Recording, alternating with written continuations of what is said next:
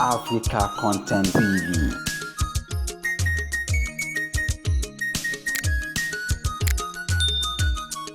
Káyà àfàlàyé tọ́lọ́ lọ́hùn tó dágbọ́n ló tún yẹ ẹ̀yà gbọ́n ó wà gbọ́n kó ní ìjọ yìí impossibility ìkànnì ìran àgbọ̀ gbogbo àlùlá àbọ̀ ẹ̀ṣẹ̀ o ẹ̀ṣẹ̀ àdúgbò ẹ̀ṣẹ̀ wájú ẹ̀tún ṣẹ̀yìn o ẹ̀kọ́ àdúró ti yọ̀bọ̀rẹ̀ ẹ̀ṣẹ̀ àdúgbò ọjọ́ ṣe ń kẹ́ ẹ̀kọ́ èmi ò bàbá mi ṣe o. Aládé òmùrí máa ń rìn náà o. Àwọn àlèlá bò ní. Ọmọ alájẹ ló mọ èyẹ ṣe o. Èyẹ sàgbàsà àdúgbò wọ̀nù o. Gbogbo lóyún bàbá bẹ́ẹ̀ tí gbogbo tó mọ fọ́rọ́. Gbogbo mọ fọ́rọ́. Adéjìbò náà ti hù gbogbo ṣe o. Adébílẹ́jì. Èyẹ lọ́la fún ìdí nìmi. Gbogbo olúfimọ́ wá ṣàlẹ̀ fún owó ọmọ tí wọ́n fẹ́ràn wọn. Àwọn ọmọ ẹ̀yà nínú ẹbí kan tó mọ́. Àwọn olùrànlọ́wọ́ tí wọ́n fẹ́ àkọ́kọ́ tán. Àtàwọn ọlọ́lọ́ tí wọ́n fẹ́ràn pẹ̀lú owó. Kẹ́wọ́n láyé kò lọ́mọ àtẹ̀bíjà. Tó bá wà ní ọ̀pọ̀jù tí kánú náà lọ. Ìfọ̀kànbalẹ̀ gbọ́dọ̀ tún bí sọ́kàn rẹ̀.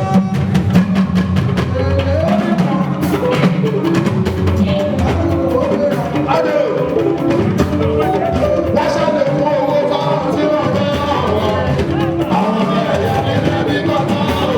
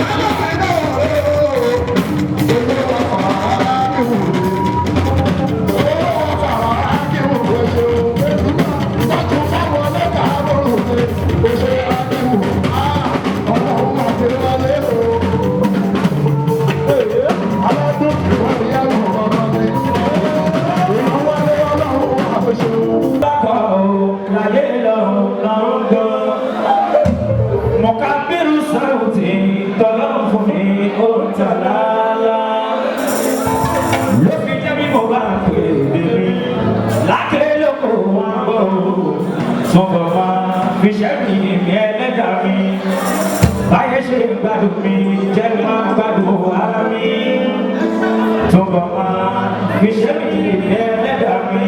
àròlé o àwọn gbọdọ̀ tó ní bá kánjú kàmákà wọn àdéhùn àwòrán bẹ́ẹ̀ ní kalẹ̀ o.